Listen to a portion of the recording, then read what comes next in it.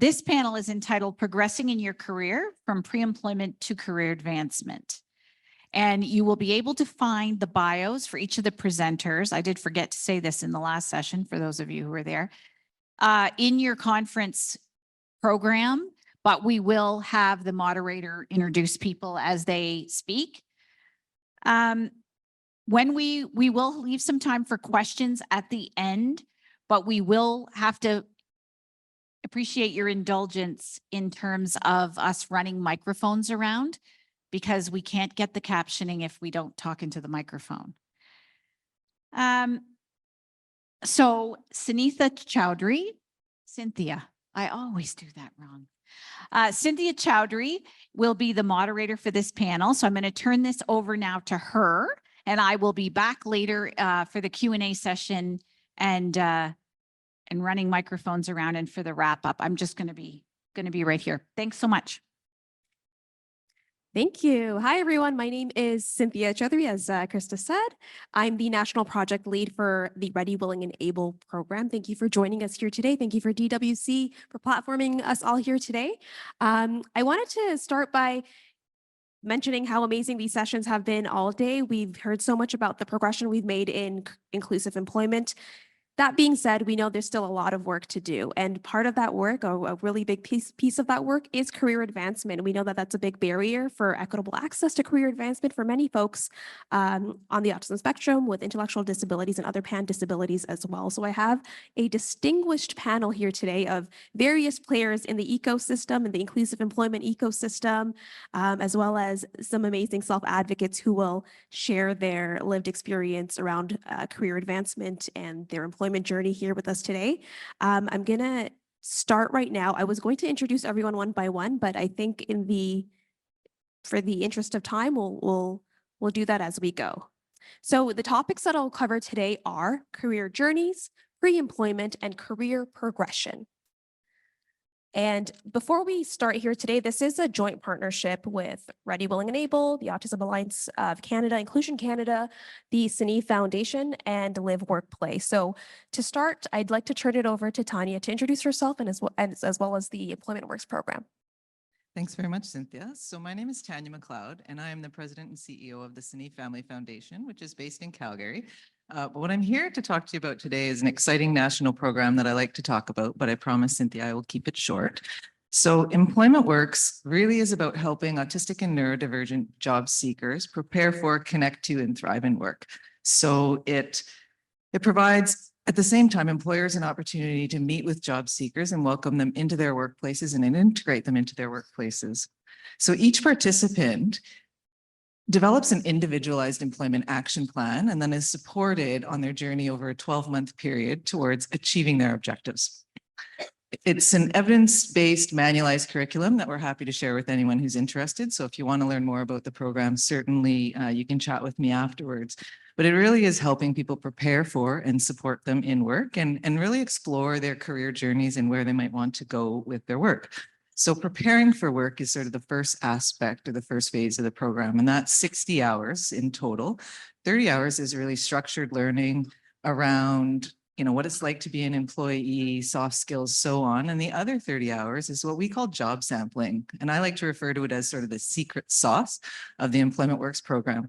It gives participants an opportunity to go into real workplace settings, practice their skills, learn about the different roles of employees in different workplaces. So it really is helping them. They really tell us that it helps them to build confidence around what they have to offer in a variety of workplaces. The next phase is really about getting work. So they get some support to find and connect to a job or some form of employment. And then keeping work. There's also, once they're employed, there's a variety of on-the-job supports that are accessible to them, including job coaching, equipment, technology, so on. So next slide, please. I'm pleased to share that the program has been scaled across Canada to with 10 service delivery partners now operating in 19 different locations. So that's the in-person program, which is really a group-based model that provides, groups as small as 4 or maybe as large as 10, the opportunity in a peer-supported fashion to develop their confidence and advance towards their employment goals. We also wanted to make the program as accessible as possible to anyone, irrespective of where they live in Canada. So it is also available online. So there's a 12-module online program that people can connect to and get access to that sort of curriculum-based preparation side. And then they also have access to facilitators and other supports to help them search for, find, and then access support once they are employed. So very excited about the online program. We have a number of employment agencies and other organizations that are actually leveraging our curriculum to complement the services that they provide to their autistic and neurodivergent job seekers. So if that interests you as well, by all means, reach out. So that's Employment Works in a nutshell. Thanks, Tanya. And moving on, we want to hear a little bit about RWA. Frank. Thank you, Cynthia. I'm Frank Fagan. I'm the Assistant National Director for Ready, Willing, and Able. As Cynthia said earlier, Ready, Willing, and Able is a national initiative of Inclusion Canada and the Autism Alliance of Canada. We've been around since 2014. We are in 30 communities in all provinces and territories across the country. Basically, we deliver a job generation model that is demand driven. So our labor market facilitators across the country go out, prospect, engage employers, and then work with them to generate jobs that are shared with over 240 supported employment agency partners right across the country. Candidates are put forward. Hopefully they get interviewed and hired. And then we make sure that we provide the supports at no cost to the employer to ensure those outcomes are successful. RWA continues to support the employers that we've engaged and work with, while the supported employment agencies who have put forward the candidates will support the candidates as they go forward. Since 2014, we have prospected, I believe, and done outreach to over 20,000 employers. We've been actively engaged and working with over 10,000 employers, and we've just passed 4,500 jobs. But beyond the main model of the program, we also work to provide support for individuals with an intellectual disability or autism who are pursuing post-secondary studies, and that includes any number of supports both within the classroom and outside the classroom in order to make academic journey a success. We also have a number of innovative projects we're working on, one of which is around career advancements. So, which I'm happy to say, Cynthia here is the coordinator of and manages nationally for us. Over the past 2 to 3 years, we've worked with about 20 to 25 supported employment agencies across the country. We have asked them to produce what we call IPDPs, and I always mix up the initials on this, but individual professional development plans. Yes. Excellent. Working with employees with an intellectual disability or autism, and to sort of figure out where do you want to go next? What does that next step look like? What employer is it with? What kind of skills do we need to sort of help you put in place to get there? And so we've been developing those plans, and not only developing the plan, but executing it and putting the supports in place for them to do whatever level of skills development or any other things they need to do in order to do that. And our the other big innovative project we're doing right now, I won't get into too many details, but we're doing specific projects, youth employment projects with Indigenous and BIPOC communities, ensuring that we are reaching out and giving them the ability. We want to be catalysts for the development of curriculum and projects that come from the community. So instead of us rolling up and imposing, here's what we think you should do, we want to be catalysts so these communities can develop their own projects to help their own neurodivergent youth on their path in a sense that is culturally sensitive.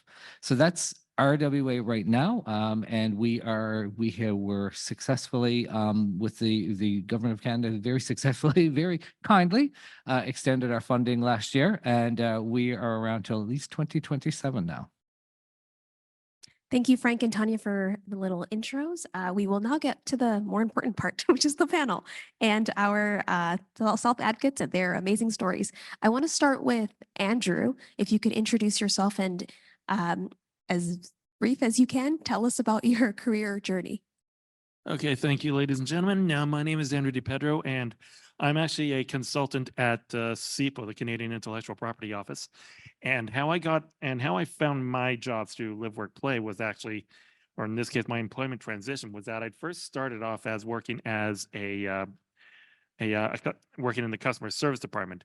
It would usually involve calling people, especially those who were part of who owned a small business, and whenever they had to make their payments for their patents or for their for their industrial designs or copyrights, I'd usually just contact them, let them know that their payment was due, and then I collect a lot of their financial information. They mostly just read off their credit card information to me, and then I'd enter it into a system called the Financial Info Transaction Tool.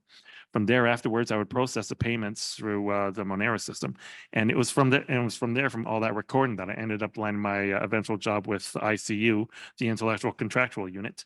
And from there on in, ever since, I've been working as a consultant. But I do attribute a lot of that success to Live, Work, Play, and specifically with how their model of being in the office usually works as kind of like a bit of a mentor, kind of like a bit of a silent partner, I guess, so to speak, where if you have any questions or any doubts about how the work, how the whole office culture is about, then you can actually just field their answers over to the person that's mentoring you, and then afterwards you just get a really better idea as to how the whole culture works. Thanks, Andrew. Drew, moving on, I'd love for you to introduce yourself and tell us about your career journey. Afternoon, ladies and gentlemen. My name is Drew Barkley. I'm a Employment Works program graduate out of Calgary, Alberta, Canada. I work currently in the automotive industry, and I've been a proud partner in that field for about the last 6 years now. I came into that field directly through, as I said, Employment Works. I graduated the program in 2017. I've been a champion for this cause, and I've been an advocate for this cause for a number of years now. I'm essentially, the proof is in the pudding. I am the material component that proves this program works. I went from being a scared, overly anxious teenager entering the workforce with no post-secondary education or realistic work experience, and through Employment Works and the work that they do, through the advocacy that I was introduced to and through the resources that they gave me, I was capable of truly expanding my horizons beyond anything I thought possible at the moment. Now I'm coming up on, as I'd said, 6 years. I've moved up into a more direct leadership role. I'm the head of a small team.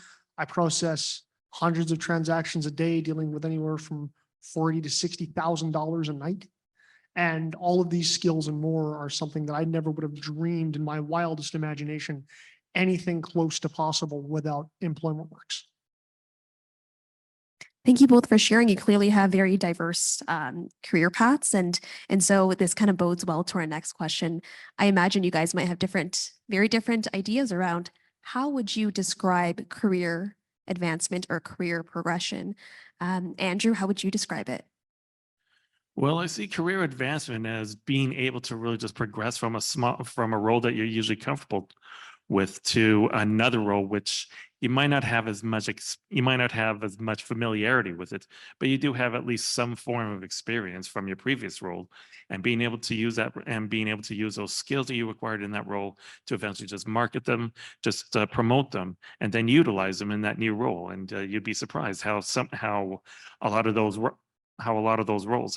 skills rather will help you to just progress later on in your new field, and you just and you just really learn along the way, I find.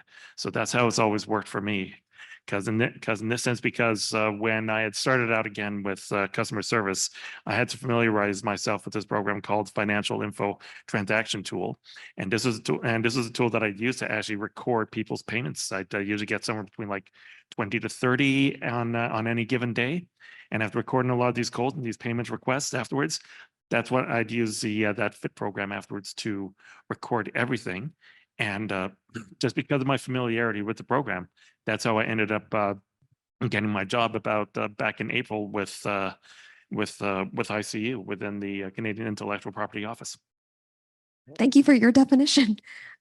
Drew, we'd love to hear from you. career advancement, to me at least, forgive me for being a touch old fashioned, is linear. A to B to C to D. Hard work, long hours, prove that you're the best in the office. A go-getter attitude, a yes man mentality. The next step should be the next big thing, should be the next innovation, the next promotion, the next movement up the ladder. At least that's the way that I was raised. I don't stop until I think the job's done. I don't think the job's done until 150%'s been poured in. Advancement doesn't come without hard work. Advancement needs and must, at least for me, follow that linear path. It requires backbreaking hours. It requires the need to push oneself beyond one's current boundaries to prove that if you want the next step, not only are you capable of handling it, but you're willing to innovate on that field to prove that you're the next big thing, the next best thing, the best man or woman for the job. I appreciate that passionate response, and building on your both unique definitions. I'm wondering, when it comes to your individual employment right now, does your current workplace offer opportunities for career progression, or what does that look like in your current position right now? Andrew, maybe you can start. Well, for now, I am, don't get me wrong, I am very happy in my role, but over time, I would like to maybe be able to progress afterwards from beyond, well, just doing a lot of importation of documents and whatnot. So I'd like to maybe see myself, I guess, over time, maybe take on a managerial role. I actually work two jobs right now. It's not just SEPA, but another job I've held for about at least like 6 years now with at TD Place, where I've worked at event services. I also credit a lot of my experience from working there as well in being able to talk to people. With SEPA, you do get to talk to people, but I guess not so much on a customer level like I would at TD Place, for example. But nevertheless, it's still something that would encourage me to maybe down the road over time, maybe look into being a manager, or maybe being even a mentor in this sense, and helping to coach people and being able to at least pass on some of my wisdom that I learned in both my jobs, and hopefully people will be able to take it on and interpret it in a way that they feel they're comfortable with. Excellent. Drew, if you could share a bit about how your workplace offers opportunities.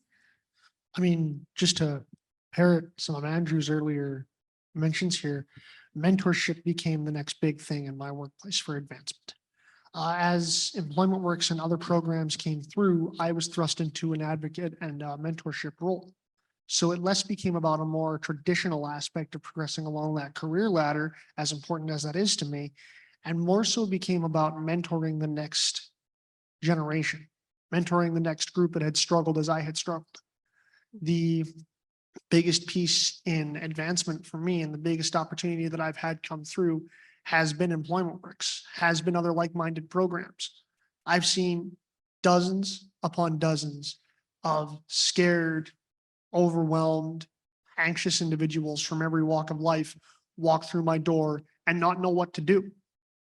And I know exactly how that feels, because I was the exact same man in the exact same situation 7 years ago. Those opportunities have allowed me to sort of take up the cross and move in a direction that has allowed me to elevate my fellow man and woman on the spectrum, my fellow neurodivergents, into a position that says, you don't have to be afraid. We're here for you. I'm here for you. We're going to work with you. You are greater than you are capable of realizing at that moment. That to me really is the next big step, is moving in some sort of almost humanitarian direction to put a human face to an issue that is otherwise, to say the very least, unpalatable to most people. That's a beautiful response. And I heard mentorship from both of you guys, and I want you to hold on to that because we will be revisiting that. But I wanted to bring this conversation to our greater panel. And the next one is to Anna. Agencies play a pivotal role in this piece of the career journey. So I wanted to ask you, can you possibly share examples of career progression opportunities offered to participants at Live Work Play, apart from Andrew? Great. Yes, my name is Anna and I'm representing Live Work Play today. We're an Ottawa-based organization and one of the, did you say 200 maybe partners, Frank, working with Ready, Willing, and Able. But a particularly wonderful one. So yes, career progression is definitely something that we're thinking about on a regular basis at Live Work Play. And really that looks different for every person. So for some people, that's really moving towards, a big promotion. And for other people, that might be just taking on a few additional duties or a few additional hours and really recognizing that, what it looks like for one person is going to be very different than what it looks like for another.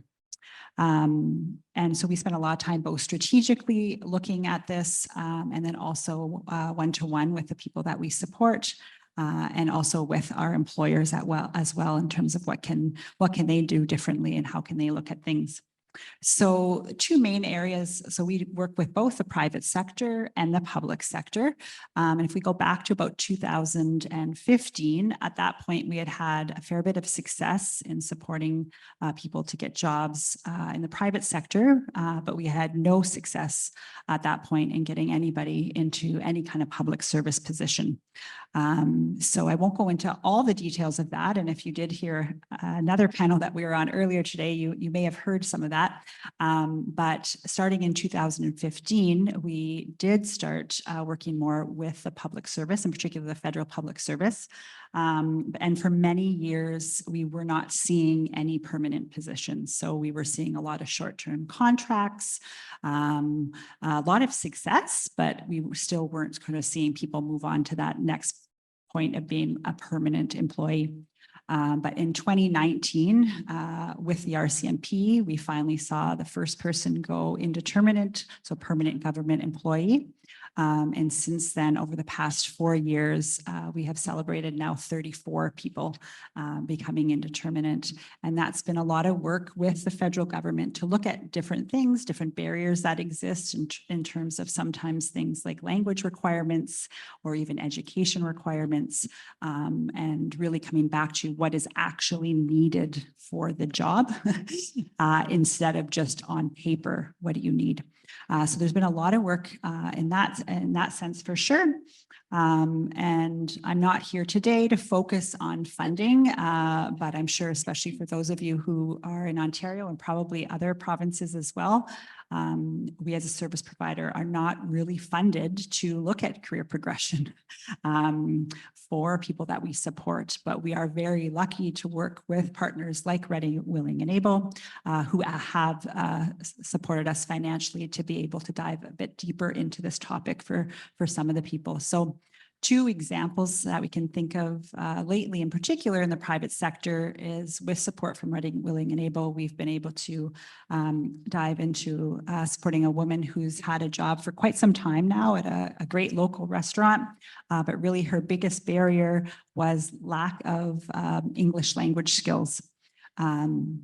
And so we've actually been able to bring in a tutor to help her on the job, look at what components of English do you need in this role, and so she can start to take on other duties, because with limited English, she was only able to sort of do certain things, but we knew she had skills beyond that. So that's been really great to see. And another one for sure is another young woman here in Ottawa who has been working in an office in the private sector, but really needed some extra support around sort of Microsoft 365 and gaining some skills in that. So with some extra support from Ready, Willing, and Able, we've been able to invest some time and get some extra training for her, and now not only be able to develop her skills and different components of that, but even, be able to communicate better with colleagues in terms of Microsoft Teams and all of that. So skills, yes, and also has helped her become more included in many, many ways as well. I mentioned this at the beginning, but really in terms of like all of our support and support from other people here on the panel, and I'm sure many of you out there today, it does need to come back to being very individualized and keeping in mind that, yes, some people are going for the big promotion or moving part-time to full-time. And other people aren't, and they are maybe looking for adding a few hours or just taking on a few extra duties and things like that. So really investing the time in understanding what does career progression look like for this person versus this person looks different. And also what it looks like today may look very different than what it could look like in a few months. So somebody right now might say, you know, I'm not actually interested in gaining new skills. I'm happy with the job that I have, and I just want to focus on that. But if you revisit that conversation down the road, that can very well change as well. So it needs to be an ongoing discussion.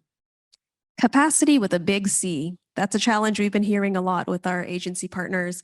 And I just want to share, Live, Work, Play, both your public and private sectors, I believe, have worked with RWA in creating some, or providing insights in the career advancement side of things. And so stay tuned for that resource where we have some greater conversations with other key players. But yeah, the proof is in the pudding. Thanks for sharing that, Anna. I wanted to jump back to the mentorship question that I plugged, or you plugged earlier, both Drew and Andrew. What role does mentorship play in career progression? I think you both mentioned this a little bit, but maybe in your current roles, how does mentorship play, or how do you imagine it playing in career progression? Andrew, if we could start with you. Okay.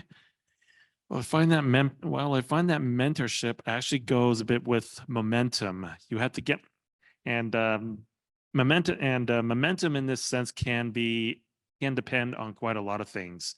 It can depend on how comfortable you feel on taking on that role, how energetic, how just overall focused you are on the role itself, and how you can actually play on those strengths and be able to at least teach someone to kind of take on a bit of a similar type of work ethic, and in some cases maybe even develop a work ethic of their own that might even be completely different than what you've been raised to take on. But mentorship overall just helps, is good in being able to at least not so much teach, but I mean at least show someone how to do something particularly different. I've always gone by the saying that sometimes it's best to really just work smart rather than work hard. And that's it, in that sense, in that you're not necessarily cutting corners in some cases, in these cases, but you're just finding a more efficient way of doing something.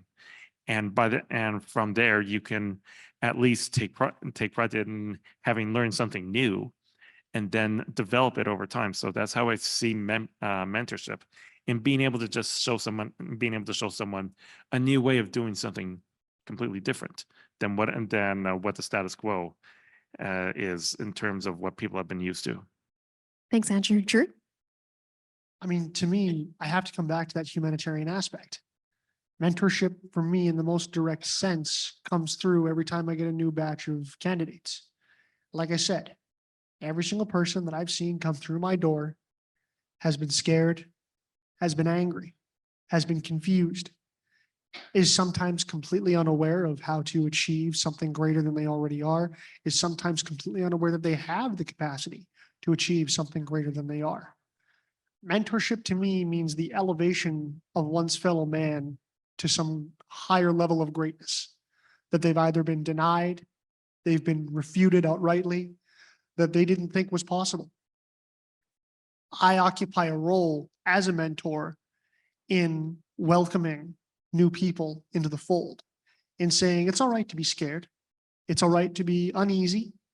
It's all right to be unsure of where you're going. It's all right to have questions. It's all right to have regrets. I'm here to humanize how you feel. I'm here to remind you that you are worthwhile, that you are valued, and that you can bring something fantastic into whatever you choose to pursue. Mentorship to me is saving a life. Thanks, Drew. Just in the interest of time, I wish I could stick a little longer to your passionate response. That was really beautiful. Thank you for sharing. Tanya, I just wanted to move it to you. If you could talk a bit more about what are some practical ways that employers can create mentorship opportunities? Sure, a really practical way that the opportunity is always present. When you think about mentorship as sharing experiences and knowledge, anytime you have a new employee, Drew was just talking about new people through the door, right? Providing a mentor who can share, workplace nuances. How do we get things done here? Just provide that safe place where you have somebody that you can go to. So that's a very practical way for employers to provide mentorship. But it's also, creating opportunities for just growth and learning, right? So when somebody feels they're either in a position that they can mentor others because they have something to share, or else they're looking for somebody to learn from. So, you might want to just be broadening some responsibilities or taking on some more tasks. So bringing somebody into a project that is, maybe a bit different than what their core responsibility is, but then giving them sort of a safe and supported opportunity to build those new schools and sort of test their wings in new areas. So really, all of the research shows that people with mentors and mentorship relationships have higher job satisfaction, are more engaged in the workplace, and are more committed to the work environment that they're in. So it's really just about providing and fostering opportunities for growth. And there's endless opportunities, but it's hard to believe sitting beside me, self-described, was a shy, afraid teenager just a few years ago, who is now a very successful mentor to many others in his work environment. And I imagine being a mentor, that must be really helpful when there's challenges or barriers.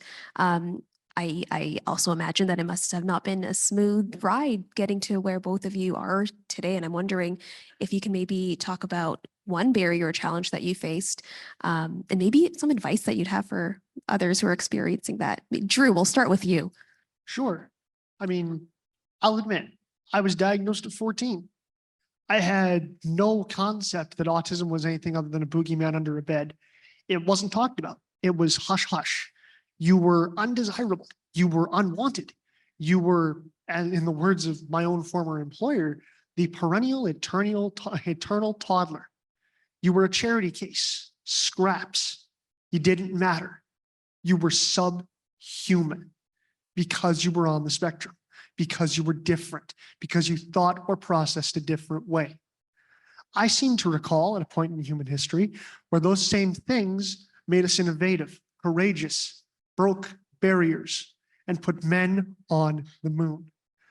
I mean, a barrier to me, I had to look at it. I'm going to get knocked down. I've been getting knocked down all my life. The trick is in refusing to stay in the dirt.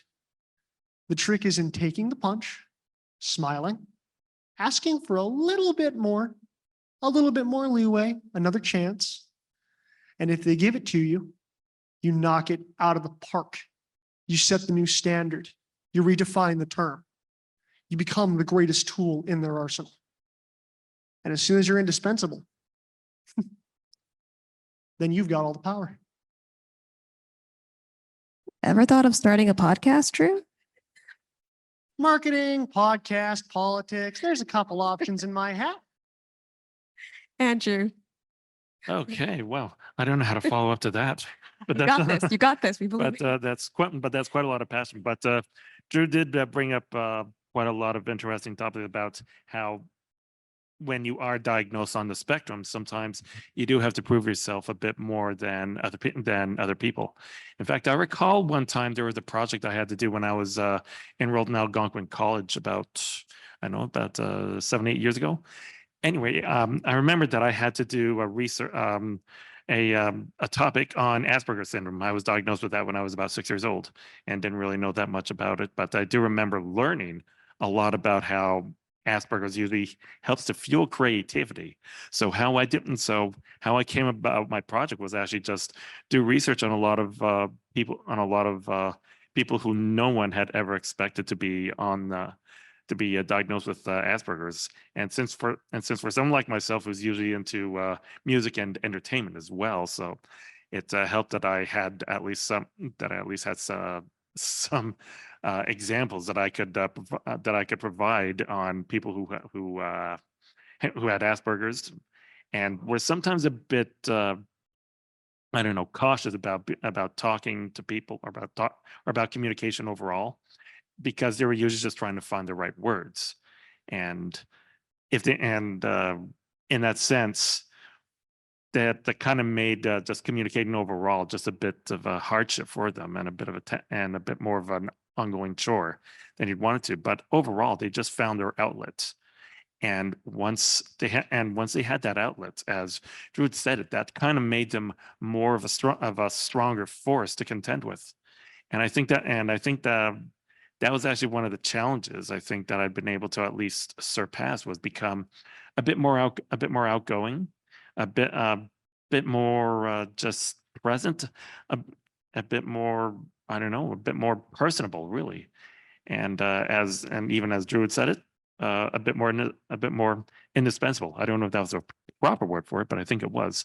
But that's how that whole experience had just made me a bit more of of an outgoing person than I was years ago, before I'd even discovered Live Work Play. That's really helpful. Thank you, Andrew.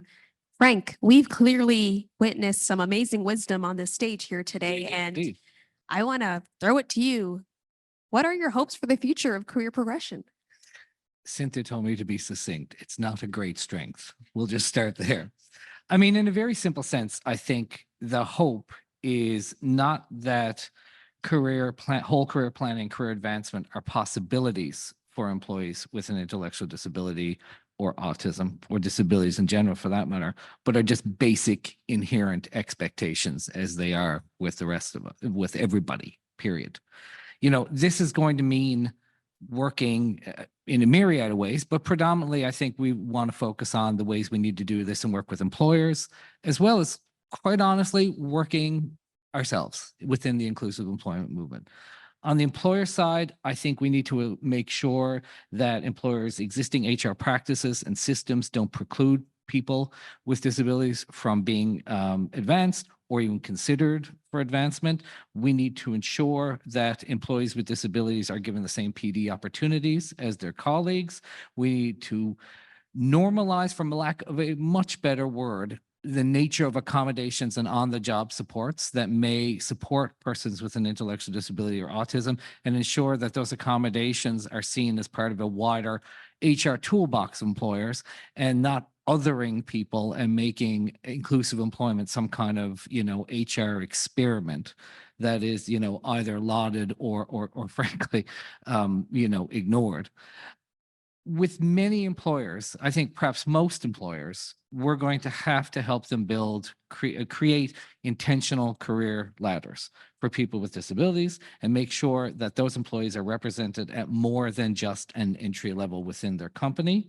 And this can involve a variety of tactics, some of which we talked about here today: mentorship, job sharing, so forth. I mean, those are the ways we need to work with employers to really ensure that employees with an intellectual disability or autism or just disabilities in general have the same opportunities that by right they are owed, not by grace or by favor. And that's on the employer side. There's also, I think, some very serious work we need to do on our side. We need to encourage job seekers and their families to start expecting a whole career trajectory. We need to get beyond getting people a job to where we collectively see ourselves as enabling an entire career. And this will require agencies, as Anna said earlier, to be better resourced to do that. We've worked with a myriad of agencies across the country in our first little baby steps into career advancement model. And we have found nothing but tremendous enthusiasm for what we bring to the table and what it allows them to do. Agencies want to do this work. Agencies want to help people plan careers. They're not enabled. They're not resourced to do that. And until that happens, it's not going to happen. We need to move away from the last vestiges of the placement culture with this idea that retention is, if not the goal, certainly the benchmark by which a lot of success is measured. There's nothing wrong with staying in the same job forever if that's what you want, but if it's what the person wants, not due to a lack of opportunity. If they want to advance, whatever that advancement looks like to them, they need to have the support and the opportunity. And by the sort of preoccupation with retention, we sort of back ourselves into an unrealistic world for employees with an intellectual disability or autism or disabilities in general, because it presumes this sort of, you will start with one company, you will go up to that company if you're able, That's not the career journey for most of us. We need to be able to bring the skills to bear so that people can move, people can fail, people can decide, I didn't really like that, but what I like over here is even better. We need to make that possible. And I mean, I just think that is with the best of intentions of all of us, we need to see that when a person attains a job, it is the start of their career journey, not the culmination of our efforts. So if we can do that and we can work with employers around some of the very specific ways they need to sort of meet people in the middle, I think there's great hope for a career progression. Why not? It is a natural part of the career trajectory. And I think we just need to make it possible that we can get there. Thanks, Frank. Anyone want to add or top that? Tanya will. Sorry, I always have to have the final word. I'm just kidding. I just wanted to add one thing. You know, I heard a lot about ladders and progression and moving up. And I just, you know, one of my hopes for the future is that increased creativity where, you know, Anna said it's really individualized. So everyone having an expectation for career progression, but then focusing on what are their strengths and what does that mean to them. I operate a very flat organization. There aren't a lot of ladders to go up, but that doesn't mean that people can't have increased responsibilities, increased expectations on their role, growth, learning, professional development, increased total compensation for those things they bring to the workforce. So, you know, lots of different ways to help people progress in their career. And so get out of like the, you know, absolutely, if someone wants to progress up into supervisory or management roles, absolutely having the opportunity to do so, but not seeing that as the only way that somebody can progress. And related to that, because I can't let Sanif have the last word. Self-employment, you know, there was a panel around the gig economy. We live in a different world. I mean, you know, advancement, as you said, doesn't have to look top down, doesn't have to look one way. This brings us to the end. Thank you to our distinguished panels. Oh, no, I think Drew has one more thing. I'm getting the last word. Yes, I you will. win. Go for it. That was it. There's nothing else. I just Oh, wanted that's I it. wanted the literal last word. Well, There- you there's heard it nothing here else to first, that. folks. We hope you keep the conversation going and make sure that career advancement is at the forefront of your inclusive employment conversations. Thank you. And to connect with all of us here today, use your phones over here. QR code, right? Thank you. Go for it. Okay, we're going to take some questions for our panel right now. We have like maybe 7 minutes or so, 7 to 10 minutes for questions. So I can bring a mic to anybody who might have one. Anybody with questions for the panel? Yep, coming this way.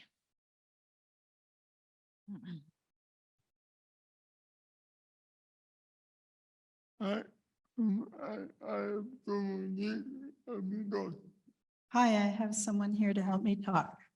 This may not be totally on the, This may not be totally on topic, but this is the good opportunity I got. this is the first opportunity I've got. What would you get it? How would you get it? About if someone needs extra support How would you consider if someone needs extra support during the day, during the day? and how would you work with the employer? And how would you work with an employer?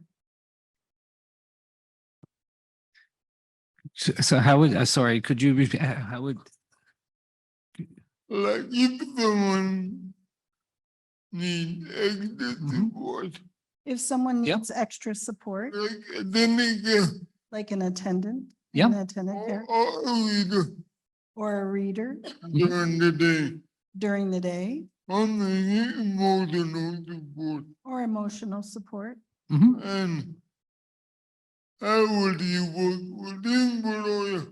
how would you work with the employer Sure. Do cover that. to cover that?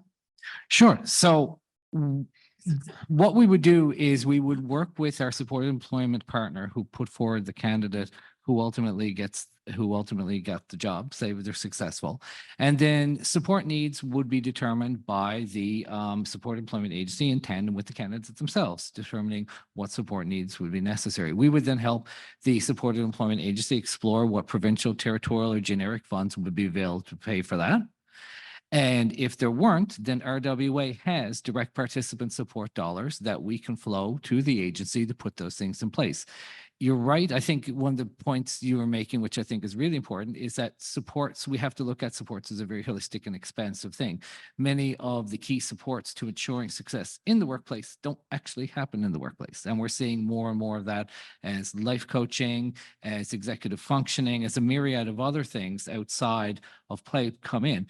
And then, of course, we work with the employer to make sure that these supports and accommodations are ones that are, let's remember, by law, they have to accommodate. We want to do this. This is not grace and favor. So we're working with them to ensure that that's done in a seamless way and helps the job get done, even if that sometimes challenges the employer to think outside the box about new ways of management, new ways of onboarding orientation, new ways of actually working with the employee and supported employment agency to ensure that that happens. But we will put it in place. Yeah. Thank you. Anybody else with a question? Going once, going twice. End of the day, everybody just wants to get on to the next thing. With that, just a couple of comments I would like to make, and I just want to pick up on this placement thing that someone on the panel mentioned. It has always eluded me throughout my 26-year career in the field of intellectual and developmental disability, why anybody else who gets a job, and people with intellectual disabilities who get a job get placed. They get a placement. I don't quite understand that. And I think we have to be always thinking about how our language impacts the way we're coming across, right? I remember picking up a brochure, and I know the panel wasn't promoting that. It's just someone mentioned placements. And I remember picking up a brochure from a supported employment agency one time, and they said, X number of years of successful placement, job placements. So it's just an interesting thing to think about, I think, in terms of how we're putting forward the people that we're supporting to get real jobs in our communities. And the other thing that always strikes me is, historically, people with an intellectual disability or autism, if they got a job, we're always supposed to just be grateful they had it, want to keep it forever, and never worry about, changing jobs or moving up in a company or getting professional development or learning how to do more like everybody else does. And it's always been a bit perplexing that was the case. And I think more and more as we, all of us in this space, focus ourselves more on, the career trajectory for someone with an intellectual disability or autism shouldn't look any different than it does for anybody else, and which is individualized and varied, but it means we may change jobs, we may change companies, we may, do different things. We may go back to school and then go back to work. And our systems that support people actually don't provide support for that a lot of times. It's like, you got a job. Once you get a job, we're not providing support for anything else because you have a job. We're moving on to the next person. And I think that that's really, really unfortunate. So again, I want to say thank you to everybody on this panel who did a fabulous job today.